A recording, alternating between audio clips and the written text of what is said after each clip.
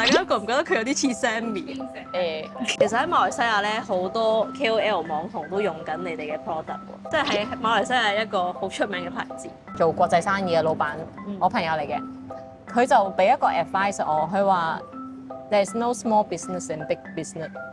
佢話所有生意都係一門生意嚟，越係 small 嘅 business， 你越辛苦。都係好灰啊！覆咗8個鐘頭 message，即係一張都冇成交。係咯，真係好灰，好灰。覆到啲手指彎曲唔到啊！我本身係真係諗住細細地做一個 small business， 但係唔得啊！你一做就係either要做到最好，或者唔做。而家好多好似我哋呢啲年紀嘅人咧，就要過嚟馬來西亞呢邊創業啊，可能 start 佢哋自己嘅生活喺呢一度啦。咁你又作為呢一個創業嘅先驅啊，你會點樣去俾啲 advice 佢哋咧？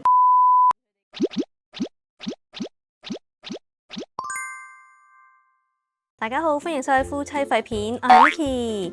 大家咧係咪好奇怪點解得我一個做開場呢？係因為偉哥咧今日就出咗去帶觀眾去考察檳城啦，所以咧得翻我一個。咁得翻我一個咧，我梗係要獨自去偷歡噶啦。如果大家睇到個標題咧，都知道呢一集咧就係香港人在大馬嘅系列啦。咁今日嘅嘉賓咧就好榮幸邀請到我喺檳城呢一邊嘅 best friend 啦 ，Wendy。咁 Wendy 咧應該係我搬咗過嚟呢度第一個識嘅差唔多年紀嘅朋友啦。咁佢都係有個仔啦，跟住佢都係搬過嚟檳城呢一邊冇耐嘅，所以咧我哋就好啱傾。如果大家之前有睇過我哋啲片咧，我哋都去過佢哋嗰啲 BB 展啊，又或者我哋成日出去 Family Day 一齊玩噶啦。所以今集咧我就會帶大家去訪問下Wendy 啦，點解咧？佢可以由零開始，然後創立自己嘅品牌，到而家個品牌都做到咁大啦。所以咧，我哋就去學下嘢先。哎呀，我架 Grab 啊，我咧決定咗要去學揸車咯，成日出入嗌 Grab 咧好唔方便。Hello， 而家咧就落咗車啦，到咗 Straits Quay 啦。其實呢個地方咧算係喺檳城我一個都幾中意嘅地方咯。呢度咧就係之前我哋成日住 Airbnb 嗰度，而家就過去揾佢，我就喺餐廳等佢。我覺得呢度咧真係一啲都冇變咯，都係咁舒服，有遊艇有海，仲有藍天白雲咯，好舒服。呢個時間咧仲要唔曬喎。我哋咧而家就嚟到餐廳啦，喺我隔離呢個咧就係 Wendy 啦。大家咧係咪覺得佢好熟面口咧？因為攝咗好多次鏡喺你啲片。唔係啊，係因為佢好似一個人啊。大家覺唔覺得佢有啲似 Sammy？ 會唔會你 Sammy 啲粉絲打㗎？你快啲左邊右邊咁樣。人哋話你係左邊面定右邊面似啊？話睇唔到面嗰陣時似。如果大家之前咧有睇我哋啲片咧，都會知道咧佢哋會喺嗰啲會展啊擺 booth 啊，跟住然後咧就俾人去試佢哋啲 product 嘅。咁佢哋咧主要就係賣呢個床啦，同埋便被嘅。你個女瞓住嗰個？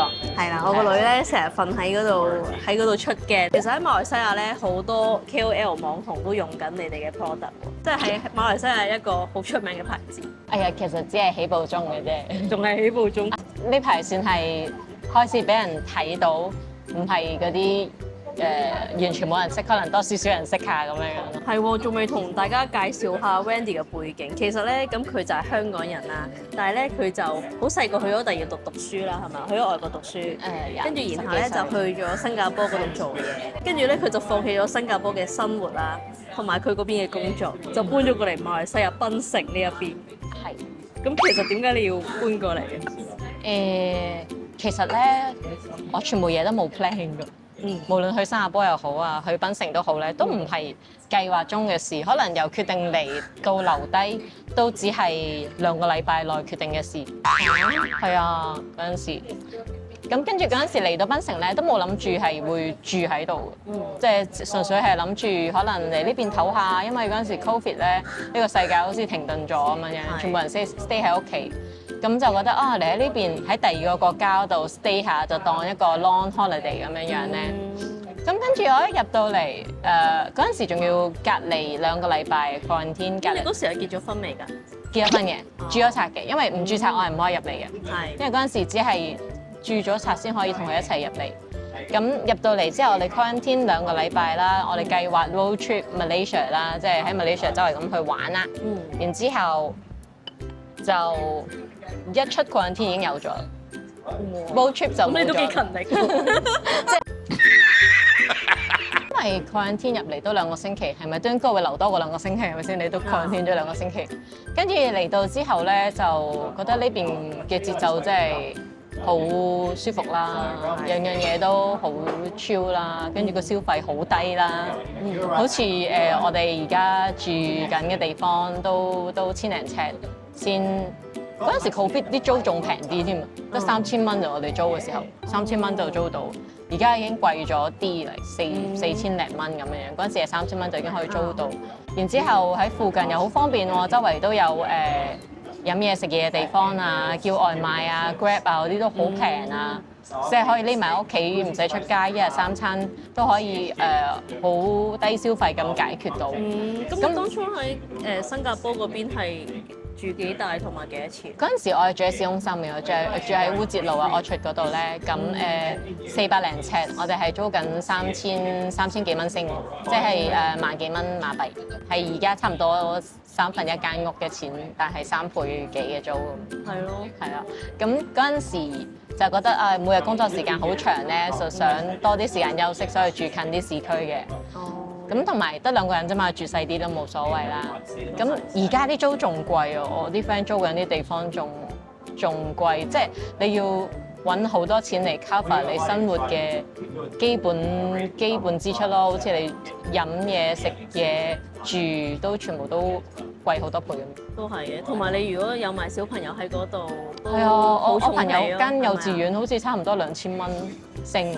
一個月，即係佢基本消費都好貴下，同埋你有一個小朋友咧，我哋仲有嗰啲保險啊，同埋可能你俾佢讀啲興趣班啊，咁有好多嘢嘅額外支出咯，好貴。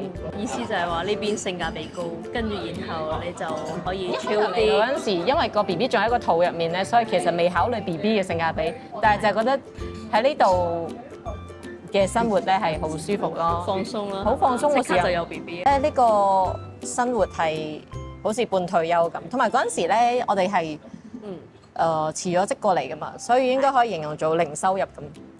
好勁喎！你哋真零收入係，你哋其實係嗰時係躺平咁樣過嚟嘅喎。因為都 Covid 咯，都唔知想做乜嘢好，我哋先休息下先咯。亦都唔知 Covid 幾耐，你諗住幾個月㗎嘛？係。你點知會幾年後仲有嘅啫？係咯，差唔多3年咯，其實係。但係我覺得成個馬來西亞我最中意檳城咯，因為我哋出 trip 都有去 KL 咧，哇好塞車。除咗塞車之外咧，但係唔係話嗰邊多嘢食啲啦，跟住又多姿多彩啦，即係要乜嘢就有乜嘢咁樣。好城市咯，嗰邊會，呢邊就即係你可以可能住喺檳城人都好 simple 咧，即係拖鞋短褲咁樣出街係完全冇問題。嗰邊有好多 mall 咧，好似要打扮下咁。都係嘅，係啊，都有啲壓力嘅。都有壓力，係你唔可以太 hea 咁樣樣。然之後JB 咧就好似新加坡咁貴咯，我覺得已經。JB 已經係咁貴。我覺得嗰邊都好貴，消費啊、食嘢都好貴咁。反而檳城係最 chill 啦，然之後呢邊係華人統治嘅嘛，係啦，所以都有少少分別嘅。即係吉隆坡喺我眼中已經都算消費高啲嘅地方。唔係，我覺得 JB 貴過吉隆坡。嚟某啲嘢啦，可能有啲近住新加坡關卡隔離嘅餐廳咧，例如餐飯我哋普通食都要200幾蚊咁樣樣。你好食啊，係嘛？唔係啊，即係三個餸咁樣樣嘅咋。哦，但係你嗰時住喺新加坡啦，你會唔會成日咁樣過關過去 JB 嗰邊？定係你嫁咗過嚟先會？係啊，我住咗新加坡差唔多12年，我諗我去咗3次 JB。咁少？係啊，好少，因為我都住得唔係好近嗰度。哦。同埋咧，去 JB 咧，我又冇揸車咧嗰陣時咧，我哋叫嗰啲司機車我哋入去咧，一轉都要80蚊星入，跟住80蚊星出。咁但係嗰架車可以塞到嚟5、6個人咁咯。咁如果你一班朋友入去嘅話，咪會抵咯。如果你淨係自己一個人去，咪好貴咯。計翻呢一個你搬過嚟嘅年期啦，咁 Ari 就而家4歲，咁我計你過嚟大肚咧就1年啦。咁即係其實你喺呢度住咗5年啦，係嘛？今年11月就5年咯，就足5年咯。而家係第5年咯。咁你喺呢度住，你有冇覺得有咩唔習慣？係冇咩唔習慣，因為檳城咧同新加坡一樣咧係英文、福建華語為主嘅，係英文同福建。咁我喺新加坡都10幾年啦，咁我都聽得明呢啲話，即係福建話啊，成嗰啲我都聽得明嘅。其實你係咪都算係半個新加坡人？你喺度咁多年，我父母係變咗新加坡籍啦，但係我都唔算新加坡。但係你成日笑我講嘢嗰啲口音唔正咁樣。係啊，好勁啊！佢而家咧成日講嘢咧，佢仲勁過 Anthea 嘅。我耐啲嘛，我哋加埋10幾年啊嘛，兩邊。我已經 foresee 到我將來嗰5年後可能會變。Anthea 勁啲，佢可以打字都打得出嚟咁嘅效果，但係我打字係打翻廣東話㗎。如果你話冇唔習慣咧，我喺度住咗2年啊，我喺香港人嘅角度嚟講，我都冇唔習慣。係咯，同埋呢個地方好似混雜咗好多唔同文化，但係佢又有一個中位價嘅感覺咯。同埋我覺得咧係，我哋都算好彩咧，嚟到唔係好耐就已經識到香港人朋友啊，即係有朋友咧，咁就覺得呢個地方就唔再寂寞咁樣樣。即係如果你喺呢度識唔到朋友，然之後你又喺屋企嘅話，咁你去到邊度你都會覺得好寂寞㗎。因為咧，其實我哋嗰啲觀眾咧，好多過到嚟都係退咗休嗰啲。係咯，好爽，佢哋唔使做嘢㗎好多。係咯，好正！佢哋40-50歲，跟住已經開始唔使做嘢，冇小朋友咧，就開始嘆世界咁樣咯。佢係我嚟到呢一度咧，第一個識係有小朋友嘅港女，同埋仲需要做嘢嘅。係。講到話，其實呢度環境好 chill 啦。但係有咩驅使你要創立自己嘅品牌，又要去做嘢咧？其實咧，本身真係諗住呢邊消費比較低啦，跟住又做咗咁多年嘢喎，10幾歲出嚟做嘢都做咗差唔多20年咁樣。就諗住唔緊要啦，喺呢邊唔做嘢住。你暴露咗你個年紀。唔緊要，我好誠實嘅，係咪 OK？做咗差唔多咁多年嘢啦，諗住即係專心咁樣湊仔嘅。好似大肚嗰個過程咧，即係要做 full time mom。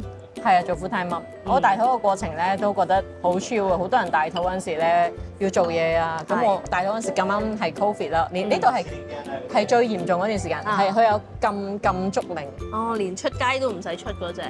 唔可以去好似1公里以外定幾多以外嘅地方，即係我可以去嘅距離就係呢度嘅超市，同埋翻去。咁咪好正咯。係啊，全個大肚過程就係出嚟呢條街度散步，跟住去翻泳池度曬下個肚腩，然之後再嚟呢度超市買嘢煮嘢食咁樣樣，咁樣過，跟住又瞓覺啊、食嘢啊、煮下飯仔啊咁樣樣過。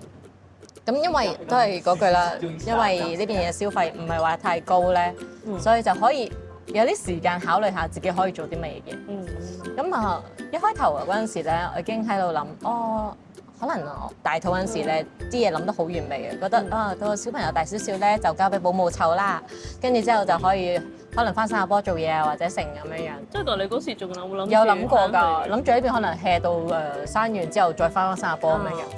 但係個 BB 出咗世之後咧，個世界係完全唔同咗㗎。我基本上係唔捨得放低佢1個鐘都唔得嗰種嚟嘅，係完全唔放心嘅。到而家都唔可以1晚冇佢喺身邊嗰種嚟嘅，即係佢可以冇咗我其實，但係我唔可以去咗佢嘅。你知唔知咧？佢個仔抱住佢嘅時候咧，好似一隻樹熊咁樣鉗住佢，所以你個 logo 就係咁係嘛？到而家都係，佢日日都講媽咪，下嘅瞓覺先。係咯，咁你就諗住翻新加坡做嘢，跟住就見到個 BB 咁得意，咁你就唔忍心。同埋嗰陣時咧，啱啱生完咧，其實你嘅 emotion 咧唔係好穩定，跟住成日都驚有啲意外發生，例如半夜起身啊，摸下有冇呼吸啊，係咁 check 佢有冇呼吸咧，有啲驚佢睡唔着醒，彈起身摸下，佢喐嘅咁樣，你吸下，跟住再瞓翻，成日咁樣半夜扎醒好多次 check 佢。嗰陣時就睇到啲嘢好簡單，生出嚟之前，雖然我啲 friend 咧有 advise 我，喂你一定要請工人啊，你唔請工人冇人生㗎，你唔好唔做呢啲咁嘅傻事啊！你真係覺得自己，因為我有啲 friend 以前住外國咧，請唔到工人嘅，即係泵奶啊、湊仔咧，已經佔據咗一日裡面好多嘅時間。咁我都係餵人奶餵到差唔多11個月嘅，咁有呢個其實。係唔捨得停，應該係講唔係偉大，自己唔捨得，唔好怪個小朋友係我自己嘅問題。跟住咁啊湊啦，一開頭我老公就話我哋兩個大人湊一個小朋友有乜可能湊唔到？但係其實佢乜都唔識做，但係可以令到你乜都做唔到咁。即係佢半夜起身喊，即係我哋翻到月子中心出院之後，月子中心嗰時個世界仲好美好嘅，係因為冇真正湊。係啊，坐月子去月子中心係我人生最美好嘅一段時間。係好簡單嘅，你就係喺嗰邊準時泵奶，好似供奶機咁咧。係咯，跟住瞓覺咯，仲要唔使洗啊！你泵完出嚟之後俾佢，佢就幫你洗埋啲機㗎啦。係咯，跟住佢準時幫你餵。夠鐘啊！問你唔可以 fit 下 OK， 好似玩玩具咁樣玩，完之後可以送翻去。係啊，好簡單。跟住一到夜晚即刻懟翻去係嘛？你有冇？唔係，係全日都係嗰邊嘅，佢就係餵奶先過嚟玩一陣嘅咋。咁我哋就喺度煲劇啊、睇戲啊、瞓覺啊之類啦。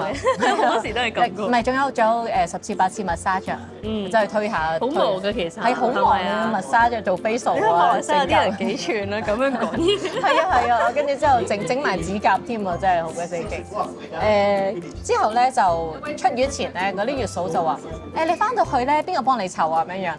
我哋自己咯，你得咩？佢直接話你一定唔得㗎，你一定唔得咁同我哋講，我哋唔信啦。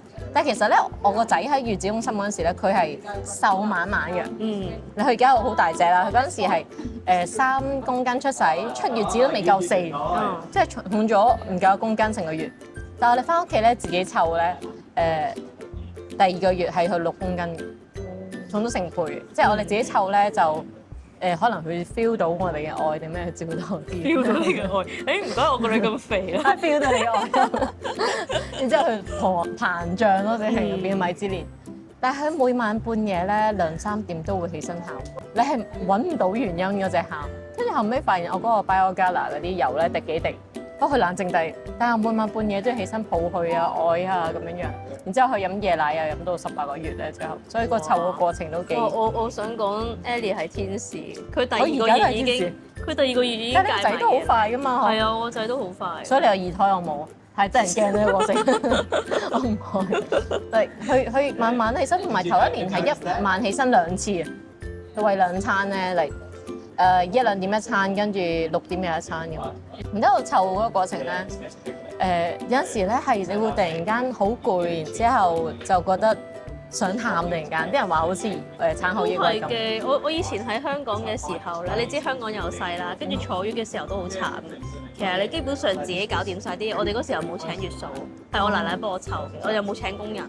其實基本上係我同我老公搞，都有少少好似有崩潰嘅狀態。係啊，突然間有陣時就係好崩潰，好似我餵人奶㗎嘛。如果我飲唔夠水或者食唔夠嘢，嗰一次泵出嚟會泵到好少。但係我其實係成個過程因為忙緊湊佢，所以我未食自己嗰餐，跟住又泵唔到，跟住又覺得泵唔到又唔夠佢餵下一轉，有一啲。嗰陣時啱啱第1胎咧，跟住之後有啲諗法就好似奶粉好似毒藥咁樣，唔可以俾奶粉，一定要餵人奶，要堅持落去咁樣樣。但係後尾慢慢就放低咗咯，唔緊要咯，係侵奶粉啦，冇問題嘅。係咯。跟住就好彩有侵到，所以咩時間都可以停咁樣樣。但係自己湊咯，即係乜嘢一手一腳自己，同埋我奶奶係冇幫手，即係得我同我老公。咁如果我老公要出去嘅話，就係我自己湊。咁嗰陣時我因為成日抱住佢咧，所以我中咗媽媽手。好痛㗎呢個。係啊，痛到係喐唔到啊，用唔到力嗰啲咧。咁跟住有陣時我老公出去咧，我仔又肥啊，已經差唔多嗰陣時3個月已經7K 幾啊。我係抱唔起佢沖涼咯，因為竇住佢啊嘛。佢原來氹唔到佢沖涼，但係佢又要沖咯喎，我手又痛。即係好多呢啲過程咧，就演發到慢慢，因為你自己親自湊啊。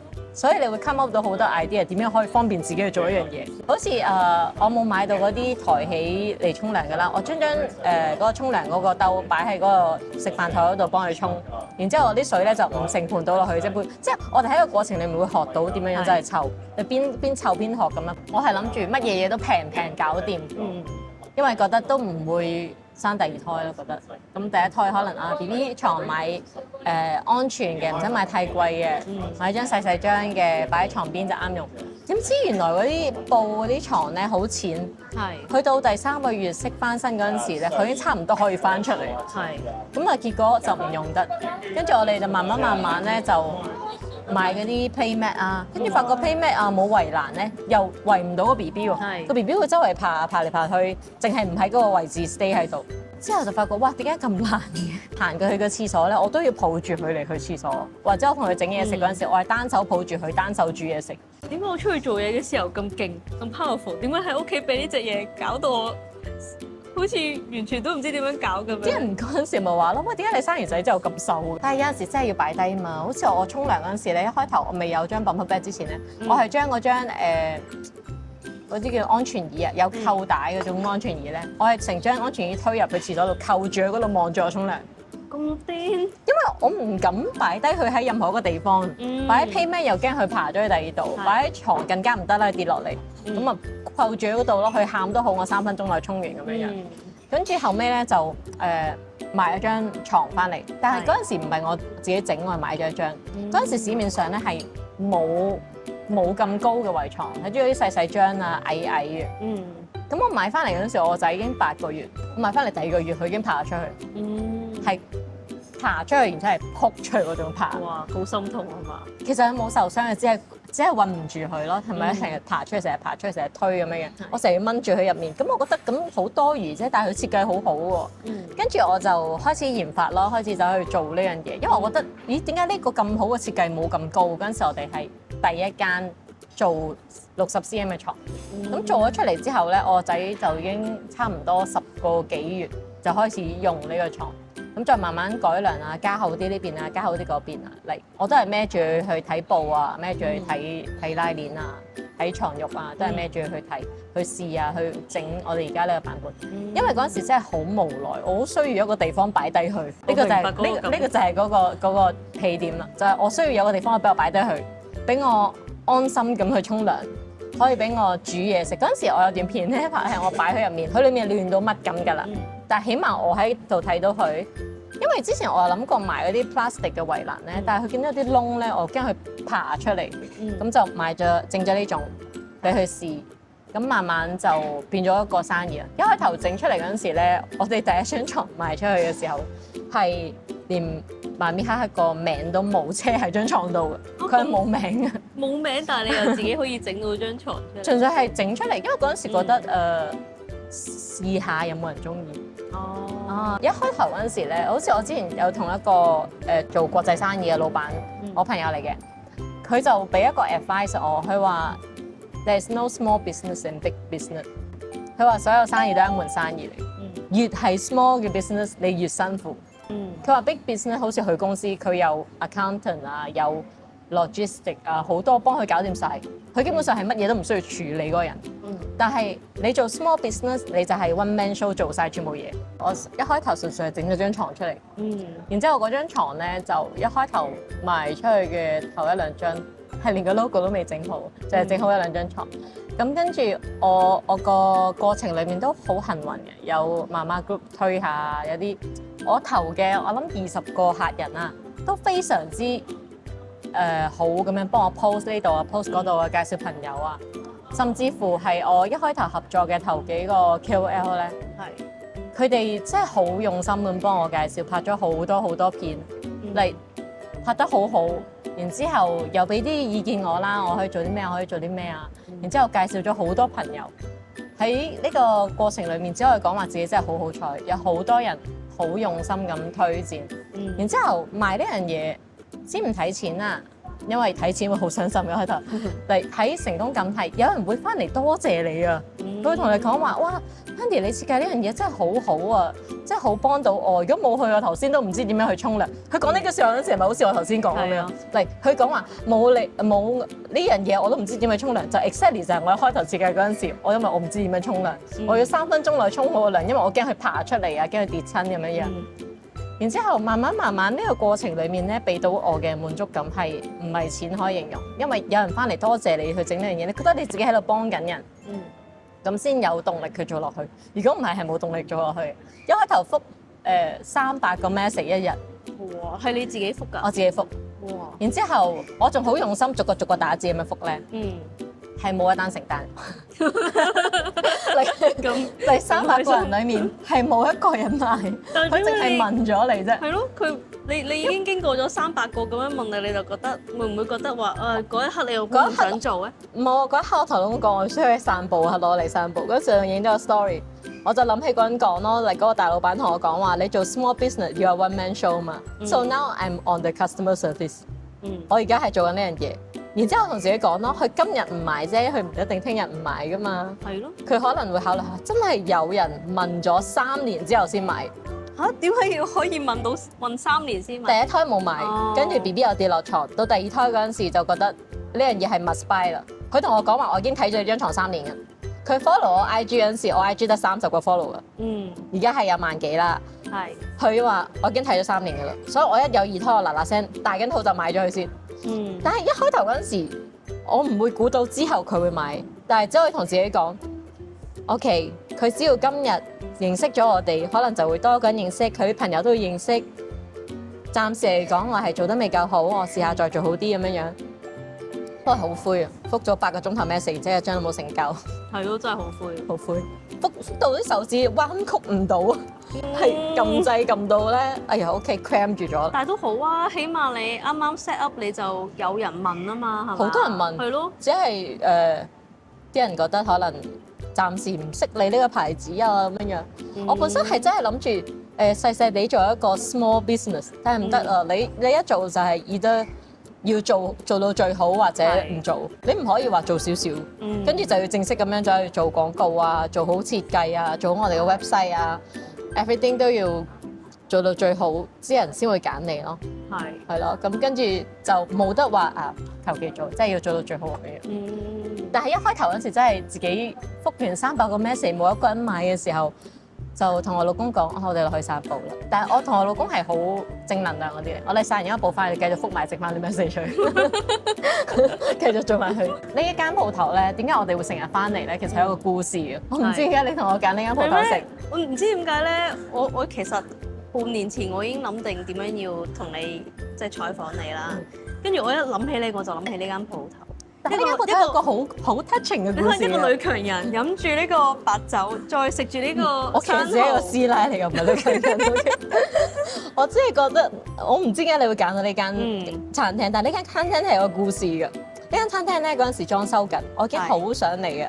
但係嗰陣時因為我哋1個月只係賣到3張4張床，咁我同我老公講，嗱，到我哋1個月賣到10張嗰陣時咧，我哋就嚟呢度慶祝。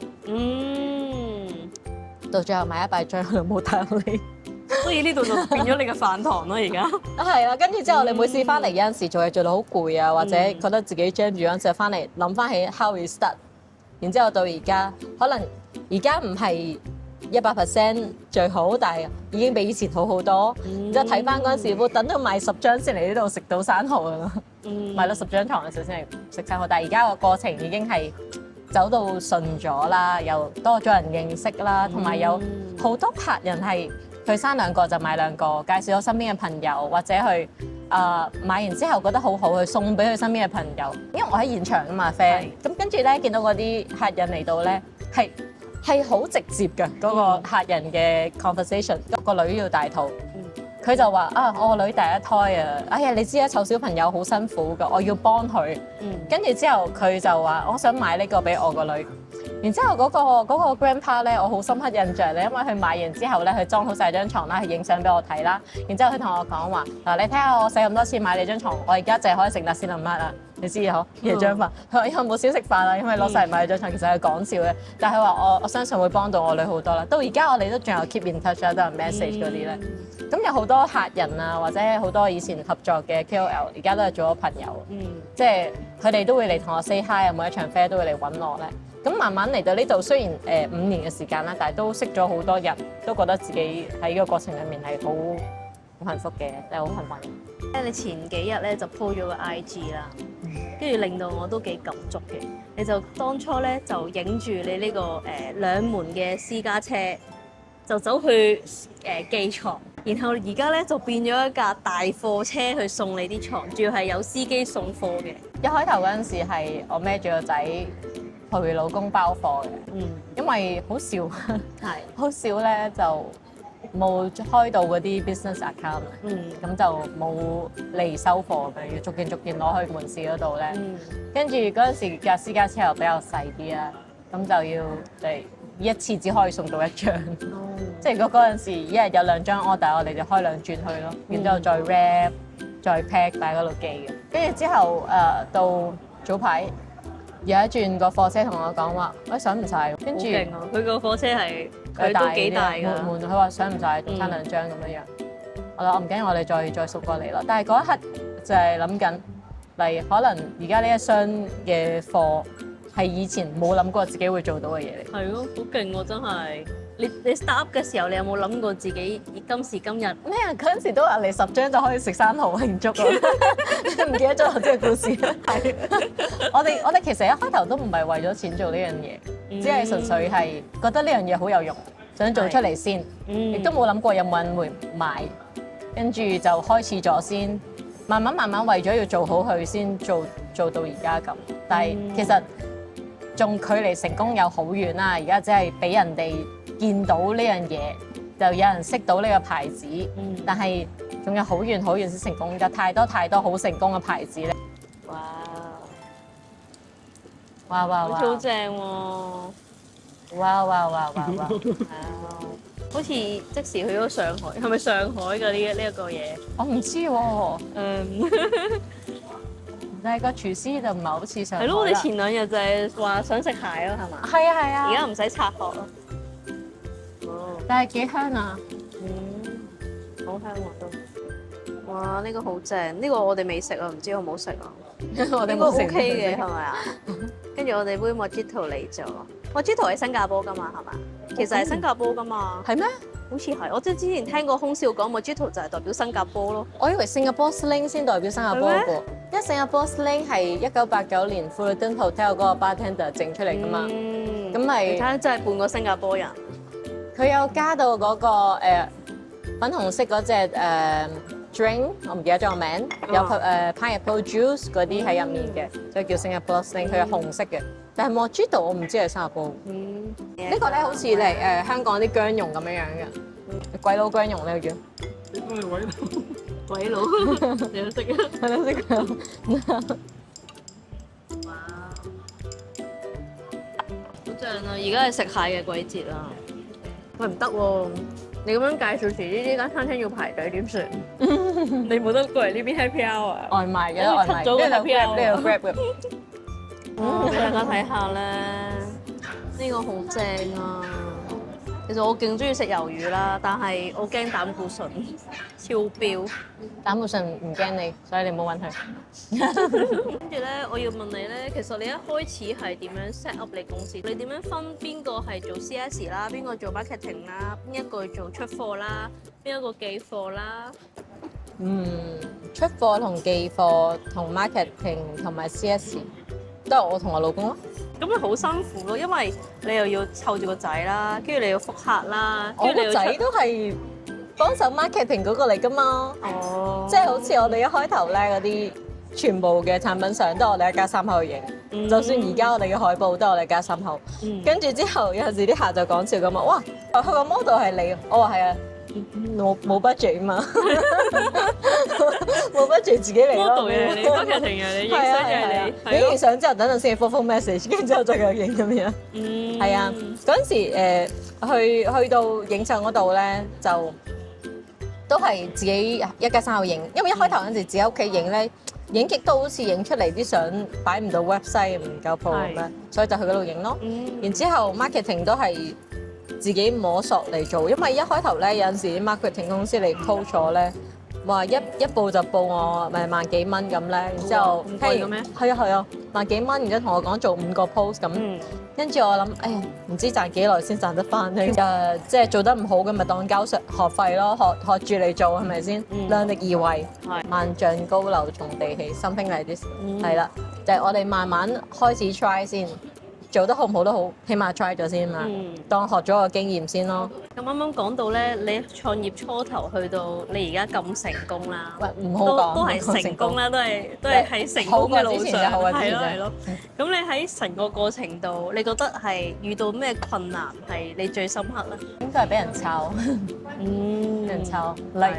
你諗好晒，即係你做一個廣告，你呢頭出完嗰頭，你嘅對手出個同你排版設計故事一模一樣，一個禮拜後就出咁樣樣。或者我哋一開頭嗰陣時設計呢個嚟The Hyatt and the Seafood，我哋掃到根係咁樣寫，然之後60cm，跟住過咗差唔多1年之後，有人出62cm，仲話翻你抄佢，嗯，咁就嗰一刻覺得好有啲崩潰。佢又抄你嘅顏色啊，抄你嘅款啊，跟住連個顏色個名都抄埋一樣。例如你叫米白色，佢又叫米白色咁樣樣。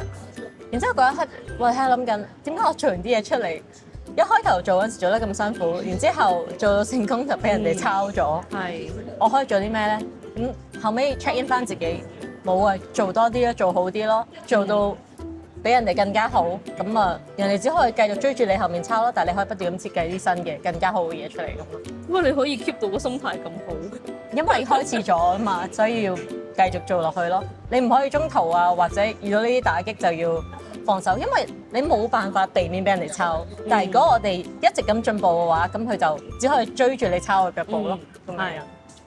我覺得呢個係最難，因為一開頭你做嗰陣時，可能啲人覺得哇呢樣嘢得唔得㗎？到你做到開始俾人睇到啦，就會開始俾人抄啦。都係嘅。係咯。咁講到呢一度咧，我就要問你一個好私隱嘅問題啦。咁當初咧，你 start up 呢個品牌嘅時候咧，你需要投入幾多資金咧？你唔使講 exactly 嘅數咧，大概講 around 係幾多錢？應該都差唔多6位嘅。哦，嚟一開頭嘅時候。馬幣啊，係嘛？係馬幣。係咯，即係可能20萬港紙啊，30萬港紙左右咯。係啊，中間可能你會預咗嚟你嘅創業基金一定唔係你全部啦，因為你之後會一定有錢要擺入去。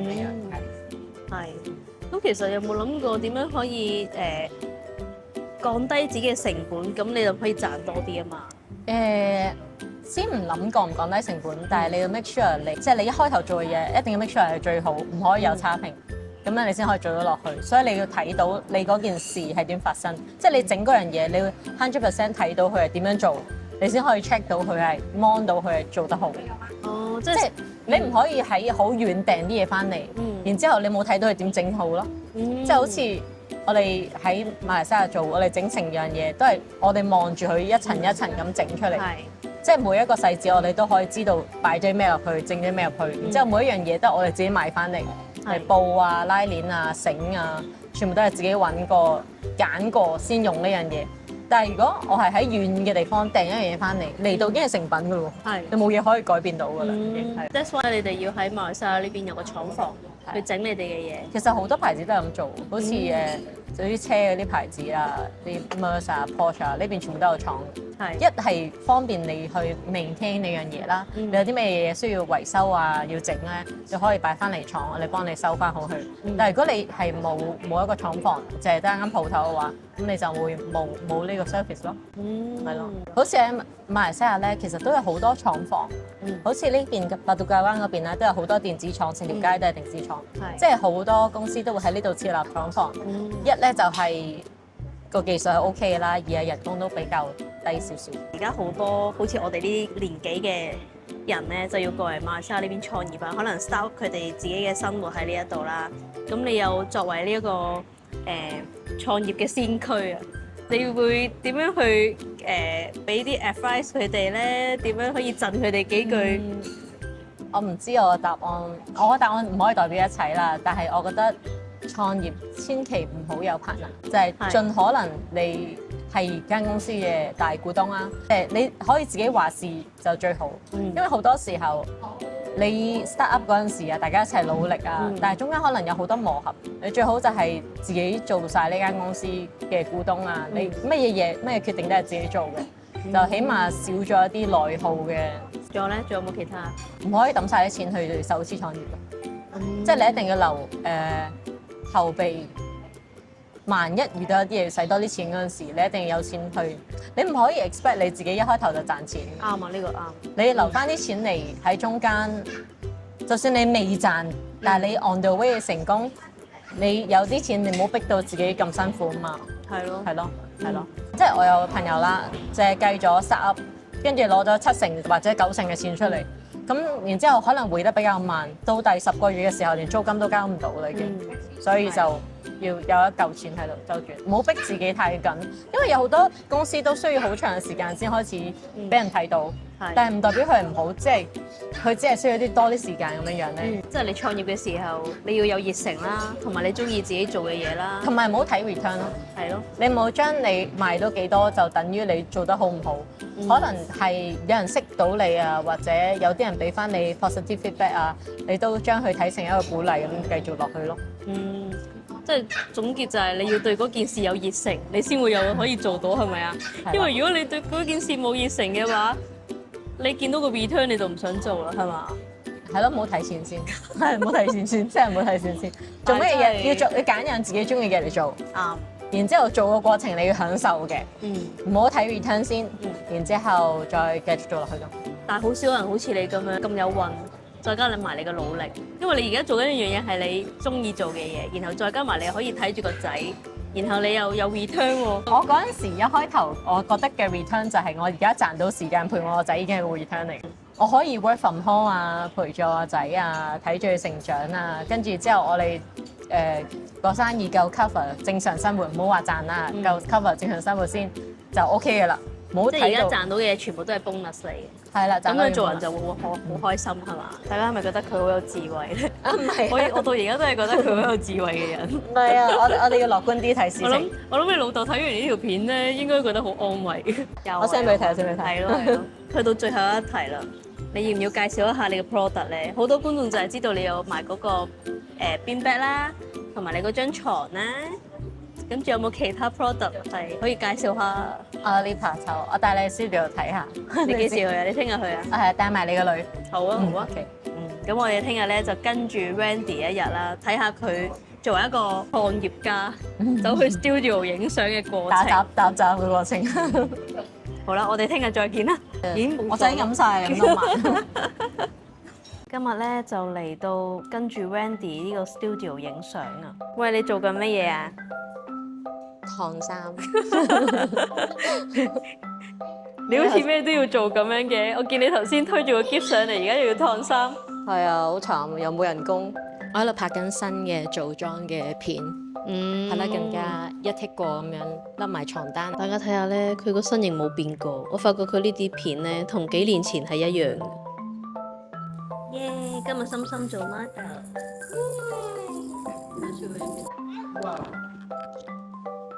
OK，來，這樣比較好看嗎？對。I will come join you later。而家真人示範啊，瞓喺呢一度啊。